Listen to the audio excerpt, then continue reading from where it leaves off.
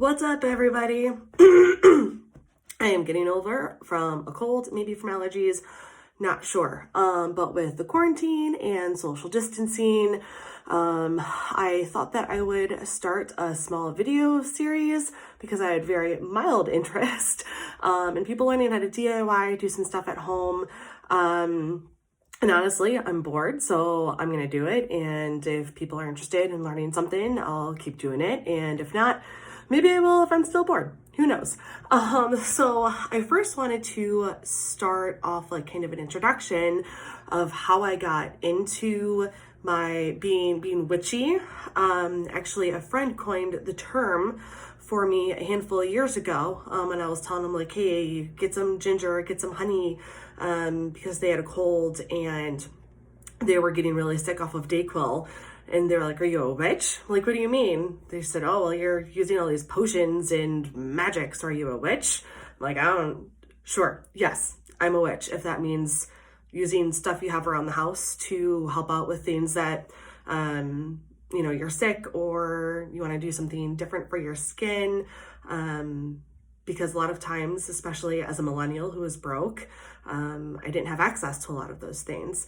And to kind of start off, the whole being witchy thing actually started probably around 2012, 2013, when my brother-in-law was really sick and in the hospital, and I ran to my sister's house to watch my nephew, Blake, who was like 3 or 4 years old at the time. That way, Nikki could be at the hospital, my sister could be at the hospital with my brother-in-law while he was sick.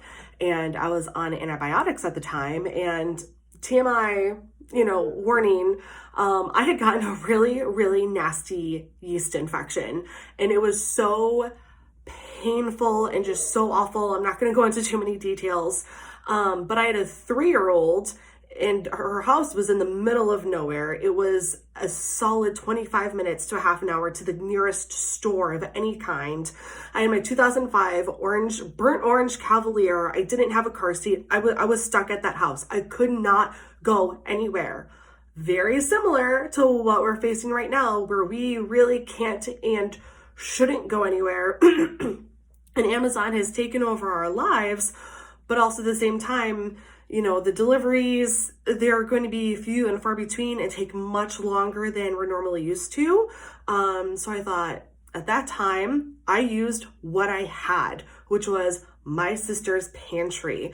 I grabbed some rosemary, I grabbed some apple cider vinegar, I boiled some water, I made an infusion of rosemary, I added a little bit of, I actually think I used distilled white vinegar. She didn't even have apple cider vinegar. Made a little concoction and rinsed, and that really took care of the majority of the symptoms until I was able to go to a store or see a doctor and actually get treatment for that yeast infection. And I thought, well, if I can do that, what else can I do with items that we have that are easy and accessible and cheap? That's a whole entire reason why I started doing this. So I figured, let's spread the love, let's share it.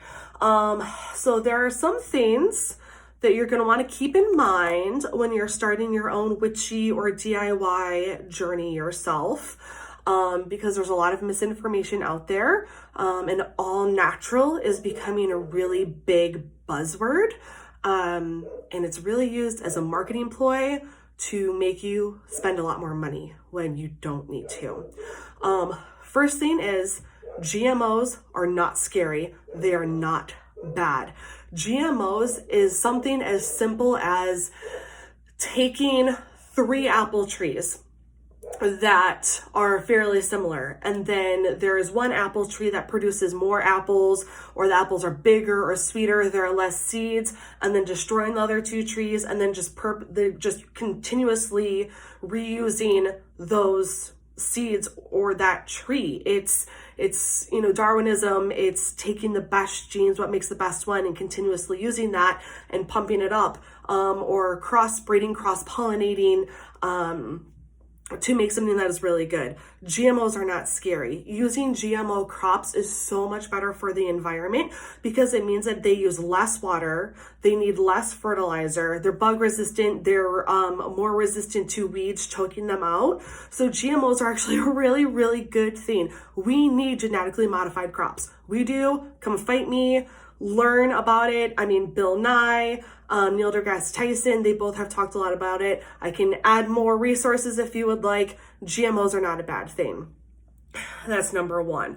So if you see anything that says non-GMO on it and is more expensive versus something that doesn't say non-GMO and is cheaper, but it seems to be the exact same thing, it's because they are. Buy the cheaper one. And then on that note, let's talk about organic. Organic doesn't mean jack shit. It doesn't. Organic produce, organic foods still are sprayed with pesticides. They're still sprayed with herbicides. Organic food is not more nutritious. It is not better for you. It is not healthier for you. And in fact, organic farming is worse for the environment because it needs more water. It needs more fertilizer. The yield on each plant is less. You need more resources to produce organic food. Using non-organic is totally fine. It is totally okay. It is perfectly safe for you.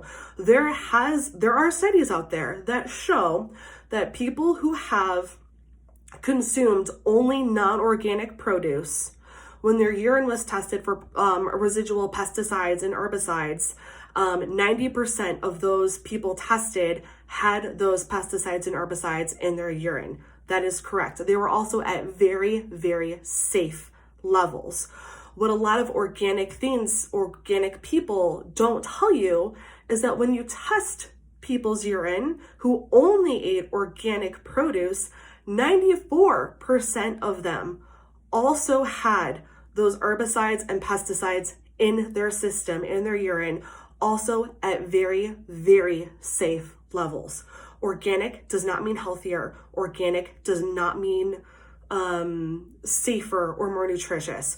What organic means is more expensive. Do not buy into it. Sometimes those are the only options. There are a couple of places where I buy my products or I buy my herbs and everything is non-GMO, organic certified. They're also fair trade. It's also sustainable farming. They also do really good things, but I don't seek out anything that is organic because it's not better and it just ends up costing more money. That's the whole entire point of this, right? Like, for example, turmeric. This is a jar of turmeric. I'm running very, very low. I got a pound, 16 ounces, a pound of turmeric at an Indian grocery store for $3 to $4 a couple of years ago. One of my favorite websites, Mountain Rose Herbs, you can get a pound of non-GMO certified organic turmeric for $11 a pound. That is an $8 difference. That is significant. Don't buy into it. If you can't get something that's non-organic and cheaper, it's just as good, buy it. And then, so that also leads me into, just because it's natural doesn't mean that it is good for you. Here are 3 things that are 100% purely natural and are terrible for you. Actually, 4 things: poison oak, poison ivy, hemlock, and cyanide. Cyanide, if you're not familiar where that comes from, peach pits, apple seeds. Grind them down, refine it out. You can kill somebody. Please, no one flag me for telling you how to poison someone. But those are all perfectly natural things. And then that's going to lead me into my next point about essential oils. Be so super light-handed with essential oils. I have thyme essential oil that I use for cleaning. Thyme is really, really good at killing fruit flies that are in your sink, and I will just put a couple drops of the thyme essential oil into the drain. It's also an antibacterial, it's an antiviral, it's an antifungal.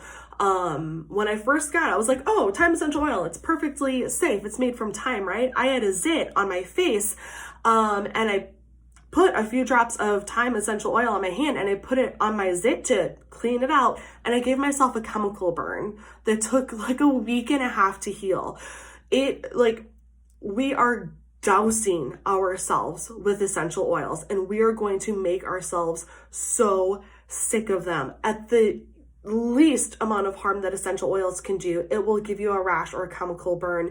They also can lead to severe liver damage, and they also are causing seizures because you are just dousing yourself. To kind of give you a little bit of an idea of how highly concentrated essential oils are.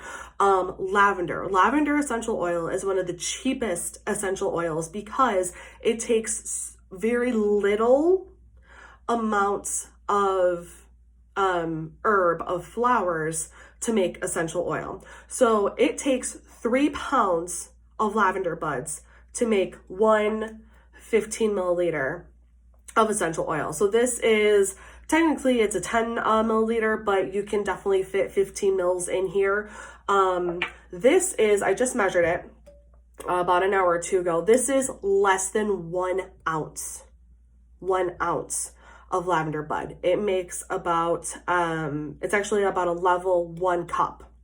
So to put that into perspective, you will need, so there are 16 ounces to a pound, and 16 times 3 is 48 ounces. So you will need 48 times this much of lavender bud to make this much essential oil. This is a 4 cup jar. So if this is 1 cup, 4 cups of this, so a full jar times 12. You would need 12 full jars of lavender bud to make 1 essential oil, 15 mils. So it is highly, highly concentrated. Be so careful when you're using them. Dilute them.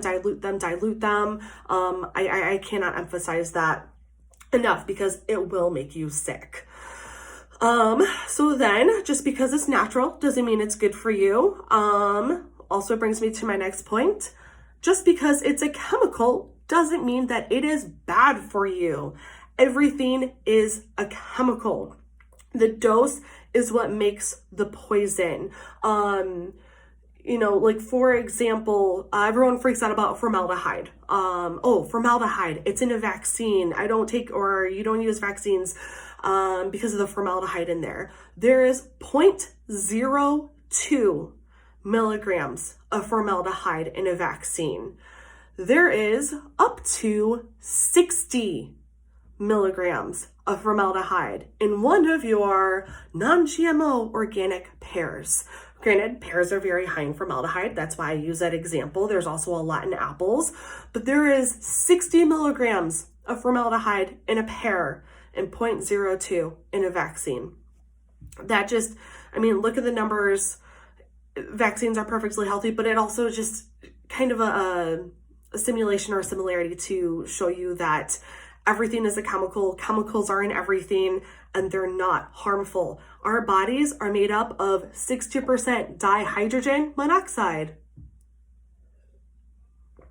And it's really important you consume at least 8 to 10 glasses of that dihydrogen monoxide per day. You consume too much dihydrogen monoxide, well, a lot of things can happen. Like you can drown, an electrolyte imbalance, a lot of things. Glycerin. Glycerin is something that is used in a lot of cosmetics because it is very moisturizing for skin, for your hair, for your nails. A lot of it comes from vegetables, vegetable fats. When you take the fat and you mix it with lye, the glycerin separates, which is what is used in a lot of soap. Glycerin was also used in the early days to make dynamite. So just because it's natural or just because it's in one thing that is bad doesn't mean that it's bad for you as well. So the next thing we're going to talk about is getting started in DIYing. So the first thing that I'm going to show you or talk about is reading a product label. So let me grab a bottle of lotion. When you're reading a label, the ingredients are listed as what is the most amount of that product, in your final formula to the least. So we're going to look at this Aveeno Daily Moisturizing Lotion, which actually is perfect for healing tattoos. I just got a new tattoo, that's why I have a big old bottle of this. And so let's look at the active ingredient. So the active ingredient, as you can see, is dimethicone. I looked it up. It's basically silicone. Silicone is very good at like filling in pores. It's a main ingredient in a lot of primers that we use for makeup. It's very good at softening and creating a protective layer of your skin. If you look at it, it says that there is 1.2% of this silicone in here. So that means in this whole entire bottle, only 1.2%, which is probably these little teeny much, is active ingredient, is silicone. So again, the dose makes the poison. The number one in active ingredient is water. So that means that the majority of this bottle is water, okay? Second one is glycerin, which means that there is a lot of glycerin in here, which is good. It's lotion. It's supposed to protect your skin. It's supposed to smooth it, soften it out. So keep that in mind when you're reading labels, because I'm going to talk to you about something that is based, or you want something that, you know, where the first ingredient is water or a fat or an oil. So when you're reading a label, the number one ingredient is what is the most of in there. Something to keep in mind. Second thing, getting started, when you are making your own products or DIYing, this stuff goes rancid. It does expire. So a lot of the times you're going to want to keep it in the fridge. If you make it, use it, make a small amount, use it now. A lot of times, especially when we're making something or we get something fun, we save it or we just use a little bit at a time because it's something special. We want to use it only for special occasions. Don't do that. We're cooped up in here. Use it. Use it up. Do a mask every day. Don't do an exfoliating one every day. I'll do a couple of different ones. But use it up. Use it. Don't let it sit and go rancid. Because then you're just throwing all your work and energy down the drain. Another thing that is very important is to test patch. I know people who are deathly allergic to kiwi and to eggs and to peanuts. But I love all of those things and I eat them all the time. What is good for me may not be good for you. And what is good for someone else may not be good for someone else out there. So test patch on, a wrist, inside your elbow, somewhere that isn't, super gonna drive you crazy, if it hurts or burns. So test patch, let it sit on there for 5 minutes of whatever it is that you're doing, wash it off. If you're good, there's no irritation, have at it. In terms of hardware, things that we're using, I really want to use things that are around the house. So some people got back to me and they said, oh, tell me what ingredients you use. Tell me where I can go to purchase these things. Maybe later, because like I said, right now, there isn't, we shouldn't leave the house. The grocery stores, we really only should be going there to get essentials. A lot of the places that I like to buy my stuff online are websites that are fantastic. They normally, in best case scenarios, take about a week and a half to 2 weeks to get to me. But then quarantine may be lifted. So I really want to try and find things that are around the house. So when we are working or using things, use glass. Glass is endlessly reusable. It is non-porous. It doesn't keep or hold onto a smell. Mason jars are great because you have this little gasket right here that will create a relatively good seal. And you can use it all the time. You can stick it in the dishwasher on the bottom rack, and that will get it really, really clean. I also have a lot of jars like this that have a seal. And whenever you have something that is clear like this, you want to keep it in a cupboard away from the light, because keeping things away from the light helps extend the shelf life.